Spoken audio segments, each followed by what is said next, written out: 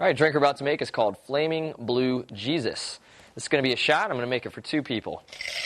I'm going to fill a glass with ice and measure out 1 ounce of of Southern Comfort and 1 ounce of peppermint schnapps. Follow that up with an ounce of tequila. There we go. And I'm going to go ahead and shake these ingredients up. Get nice and cold. That'll do. And line up 2 shot glasses. And we will strain those ingredients in. There we go. And last thing we're going to do is put some 151 on top.